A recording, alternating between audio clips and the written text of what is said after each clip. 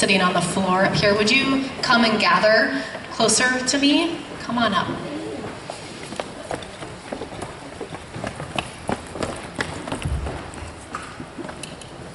Let's talk about the story. Ellie, I'm going to sit right here. Okay. Right. All right, we just heard a story and about a really big problem until Mary asked Jesus for help. So, what was the problem? Yeah, they ran out of food and drink, and they were at a wedding reception, a party. Let's imagine, being at a birthday party and not having enough birthday cake. Yeah, ooh. Yeah. My daughter Eleanor says that there's actually no such thing as a party without a cake. So, but sometimes what we read in the Bible sounds kind of weird. And because society, things were different, history, things change. And so I want to tell you also something about that's a little bit weird in that story is that this problem of running out of cake and provisions, food, and the wine was a really big deal because the etiquette, that's a fancy word, at that first century is that the rich people, guests who came to the party, they were expected to get the fine foods and the Grand Reserve, the good wine, aged wine. And the the poorer folk get the cheap food, the leftovers, and the cheaper wine. So when things run out, as they did in the story, not only were the bride and groom disappointed because people are going to start leaving early and the party's going to be over, but they also the guests are going to feel insulted. This couple will likely face ridicule for the entire rest of their marriage because what happened on the day of their marriage is that the provisions ran out. Until Mary is empathetic and sees the problem and asks Jesus for help. I hope that you all do the same thing. When you face a challenge that seems insurmountable, that you ask Jesus for help.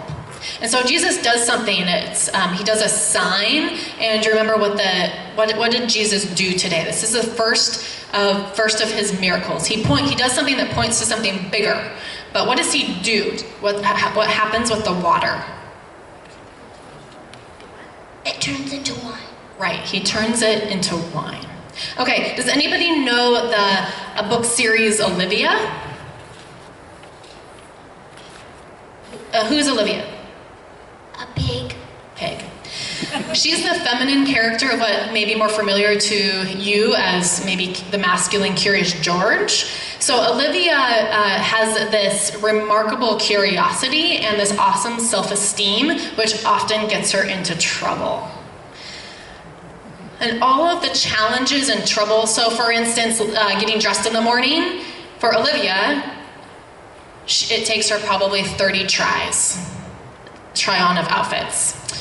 When she learns to paint, it begins with painting at her art table, and then painting on big butcher paper, and then painting on the sidewalks, and then painting on walls, and painting on public spaces, to more serious things in the series of her ethic of always telling the truth and the consequences that gets her into. So we use this character, Olivia, to tell us when we face what seems like impossible challenges or problems, to use our creativity and our wisdom to work through those problems, to believe that there's a possibility of something greater. And in Olivia, extraordinary things happens when she uses her creativity. New fashion designs are created. There's art available to more people. And much like Jesus turning the water into wine, looking at something that maybe we think is ordinary and believing in the possibility it can be extraordinary. So I have a bunch of pieces here of leftovers, things. What are these? Do you want to kind of pass them out? Okay, these are just ordinary pieces of fabric. They don't do, I don't know what you think about them. What could we think of what we could do with them to make them more than just what they are right now? They are pretty great, but what could we do more with them? Make a quilt. Oh. Is it just because you're sitting up here? Can you everybody grab a edge or a line, a side, and make a quilt? Would you hold this for me? Okay, somebody up here so I can talk. So Jesus says the life of faith is like this. The life of faith is God taking our problems, a mess maybe even, all these scraps, and making a miracle. Like water, turning it to wine. Like sand that can be turned into sandcastle. Yeah. A pearl. The ocean. Glassy. Kids are so good. Coal. What could we turn coal? Diamonds. That's right. Scraps of fabric. Quilt. On and on. So this day, the first of Jesus' sign that tells us about God is whatever problem that you face, no matter how ugly, how terrifying, how limiting. Think about the Exodus. Think about being enslaved, total mess. Think about being trapped by the army and all that violence. But life of faith is like believing the possibility that through that we can be saved and there can be more. What did God do at the very beginning of all?